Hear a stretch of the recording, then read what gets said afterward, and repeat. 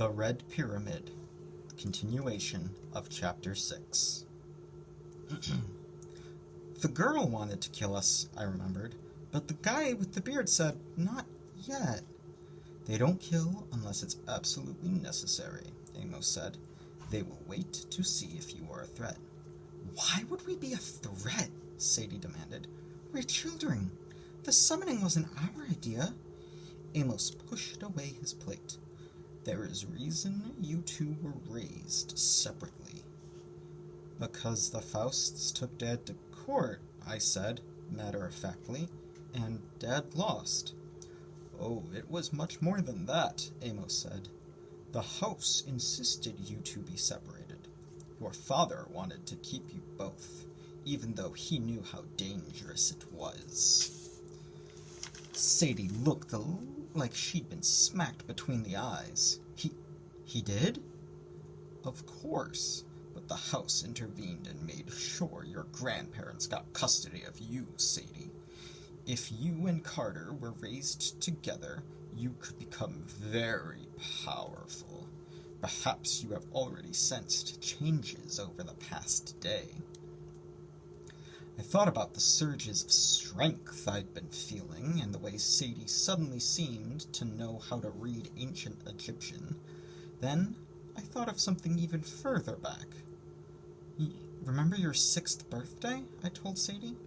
The cake, she said immediately, the memory passing between us like an electric spark.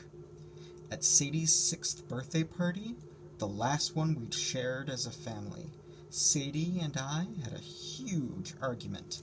I don't remember what it was about. I think I wanted to blow out the candles for her.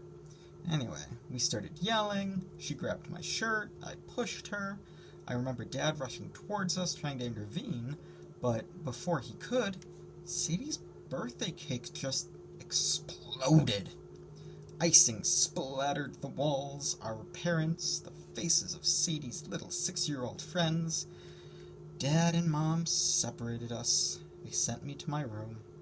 Later, they said we must have hit the cake by accident as we were fighting, but I knew we hadn't. Something much weirder had made it explode, as if it had responded to our anger. I remembered Sadie crying with a chunk of cake on her forehead, an upside-down candle stuck to the ceiling, with its wick still burning, and one of the adult visitors, a friend of my parents. His glasses were speckled with white frosting. I turned to Amos. That was you. You were at Sadie's party. Vanilla icing, he recalled. Very tasty. But it was clear even then that you two would be difficult to raise in the same household. And so, I faltered, what happens to us now? I didn't want to admit it, but I couldn't stand the thought of being separated from Sadie again. She wasn't much, but she was all I had. You must be trained properly, Amos said, whether the house approves or not. Well, why wouldn't they approve? I asked. I will explain everything, don't worry. But we must start your lessons if we stand any chance of finding your father and putting things right. Otherwise, the entire world is in danger. If we only knew where— Phoenix! I blurted out. What? Last night I had not a dream exactly. I felt stupid, but I told him what happened in my dream while I slept. Judging from Amos's expression, the news was even worse than I thought. You're sure he said birthday present? He asked. Yeah, but what does it mean? And a permanent host, Amos said. He didn't have one yet? Well, that's what the rooster-footed guy said. That was a demon, Amos said. A minion of chaos. And if demons are coming through to the mortal world, we don't have much time. This is bad, very bad. If you live in Phoenix, I guess. Carter, our enemy won't stop in Phoenix. If he's grown so powerful so fast, what did he say about the storm exactly? I think he said, "I will summon the greatest storm ever known." Amos scowled. The last time he said that, he created the Sahara Desert.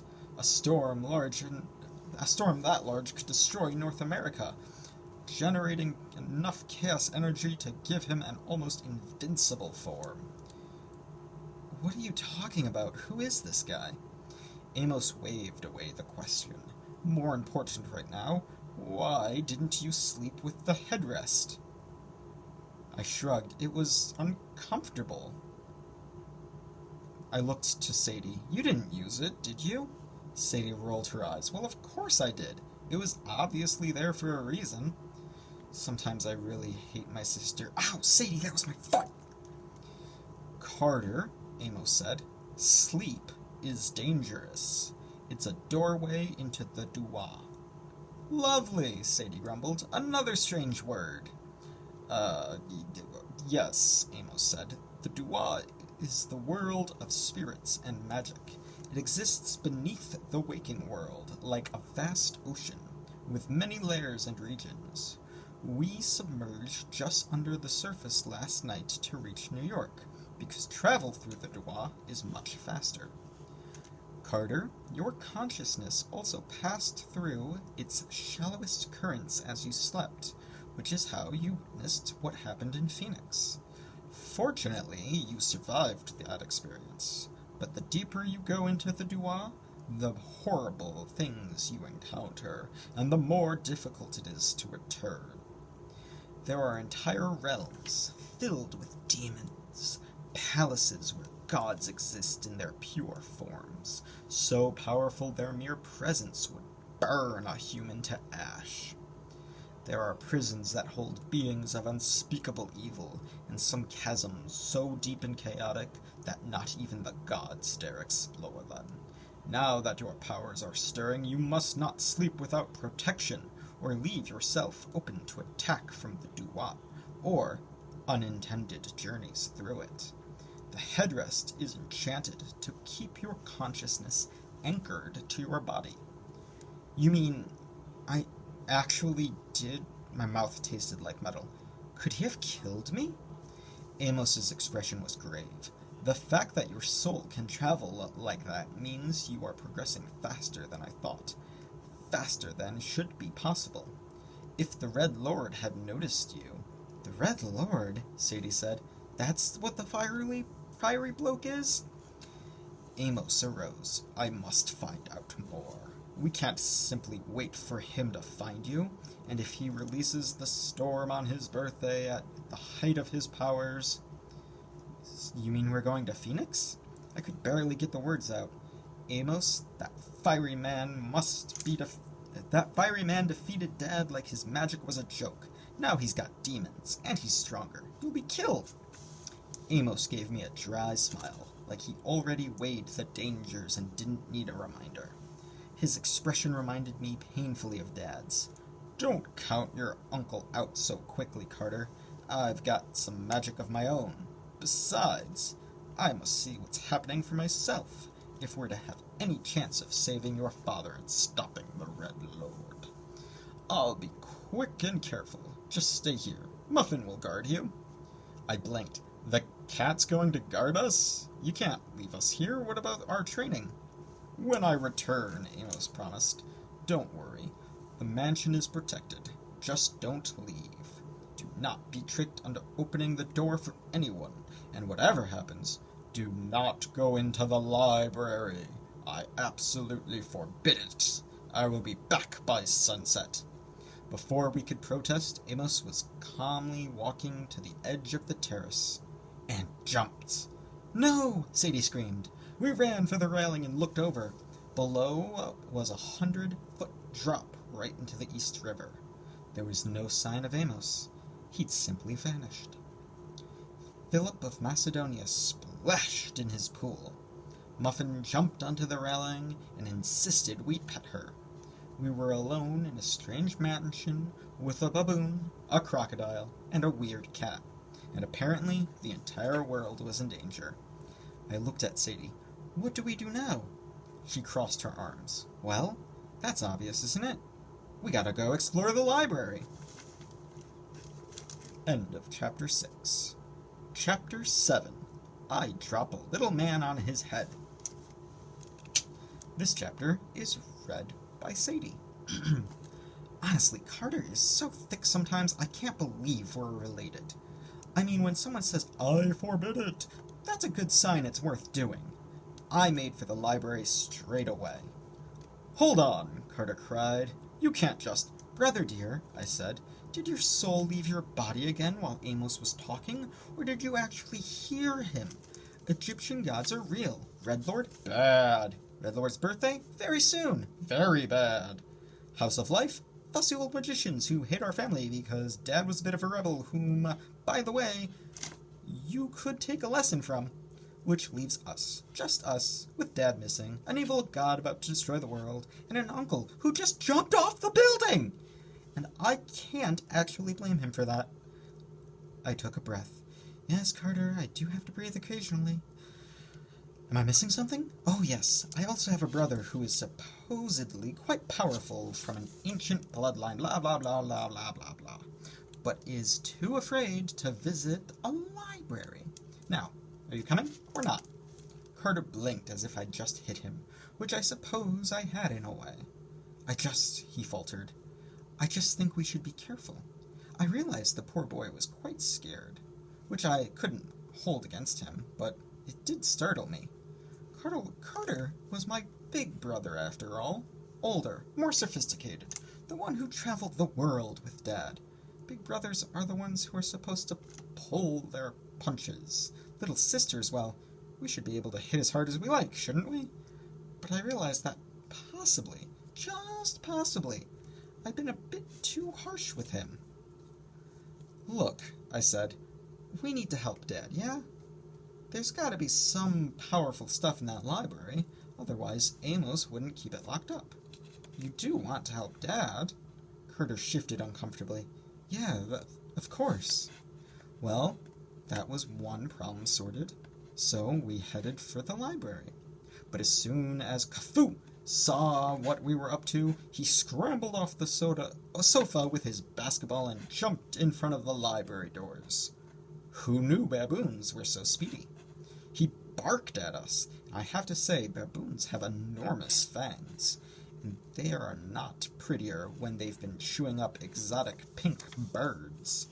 Carter tried to reason with him. Khufu, we're not going to steal anything. We just want... Ah! Ah! Ah! Khufu dribbled his basketball angrily. Carter, I said, you're not helping. Look, Khufu, I have... Ta-da!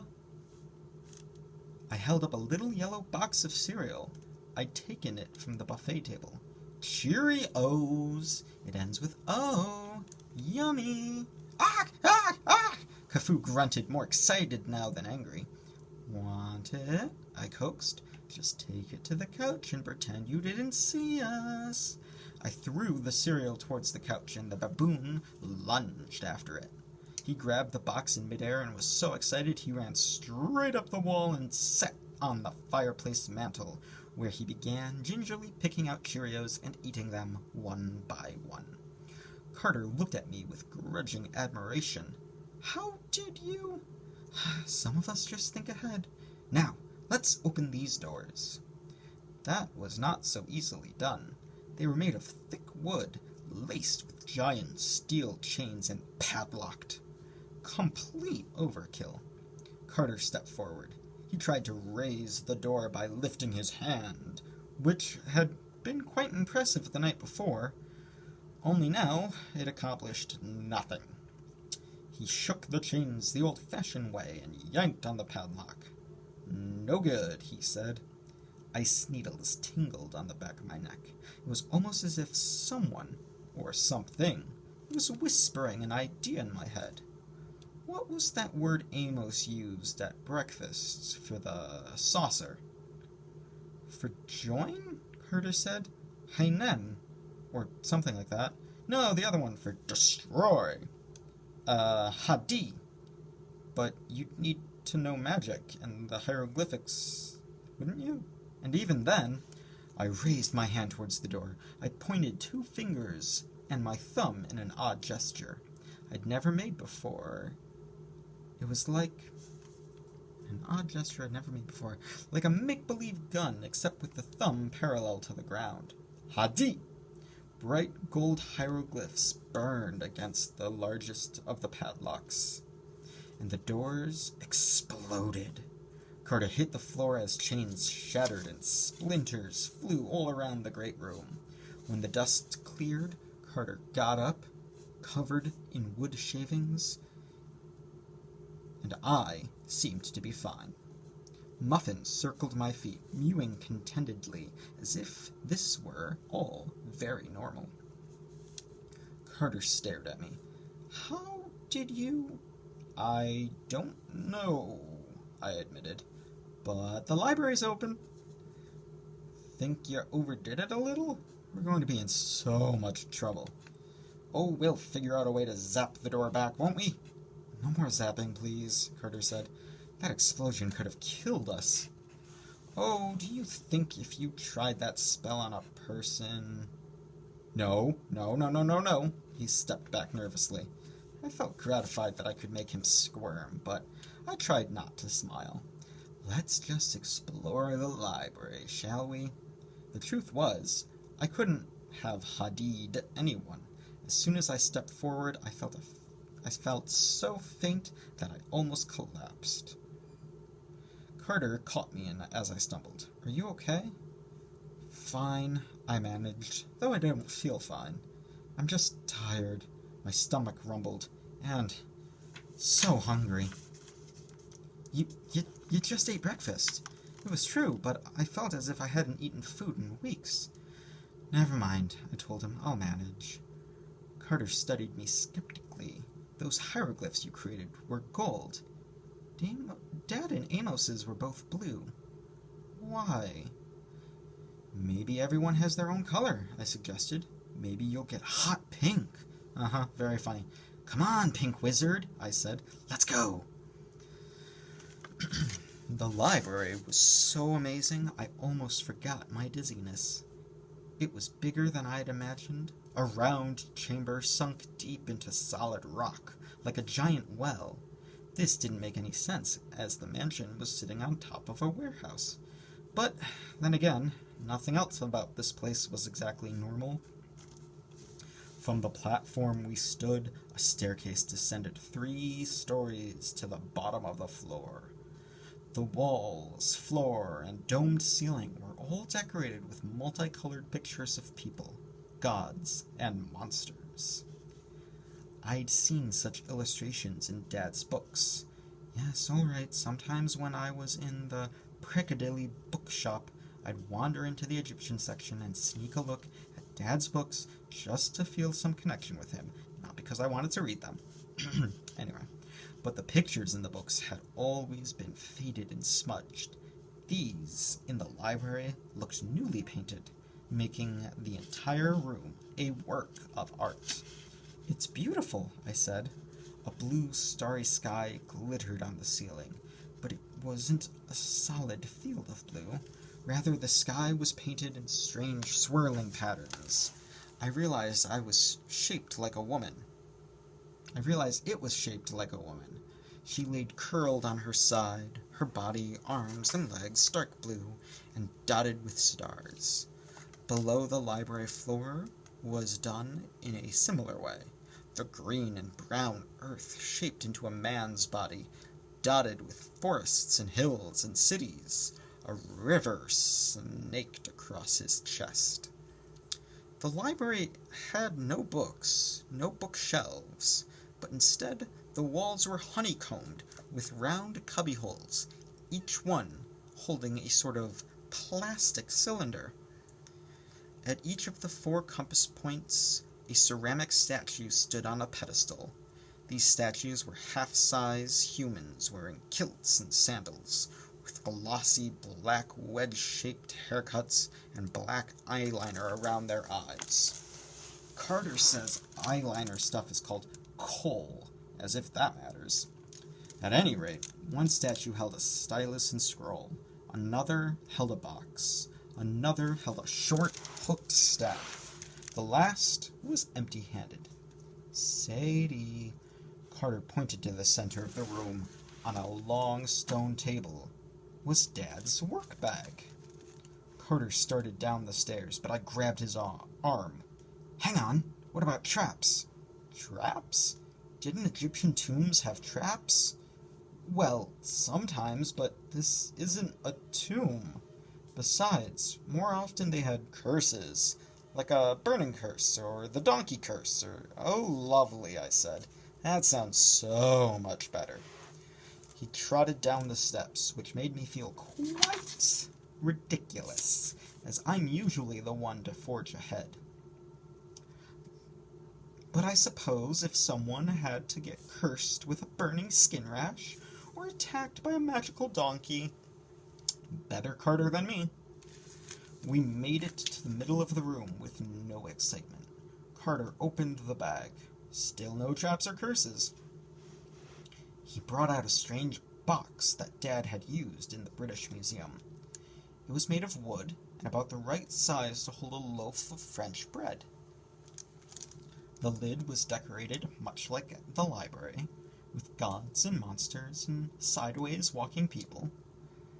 How did the Egyptians move like that, I wondered? All sideways with their arms and legs out. So silly. Carter gave me one of his "God, you're stupid" looks. They didn't walk like that in real life, Sadie. Well, why are they painted like that then? They thought paintings were like magic. If you painted yourself, you had to show all your arms and legs. Otherwise, in the afterlife, you might be reborn without all of your pieces.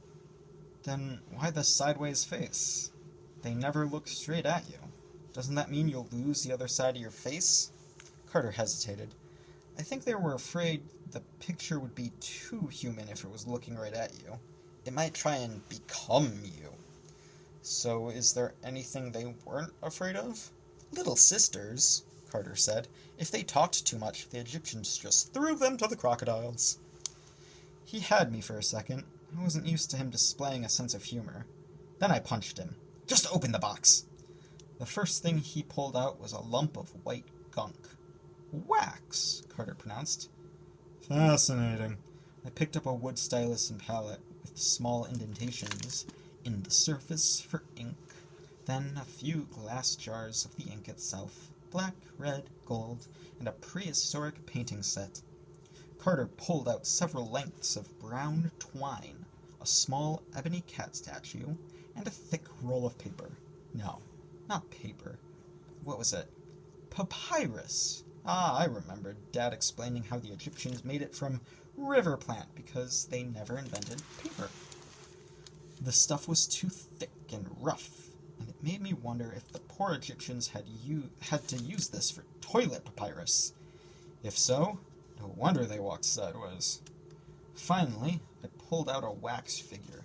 Ew, I said.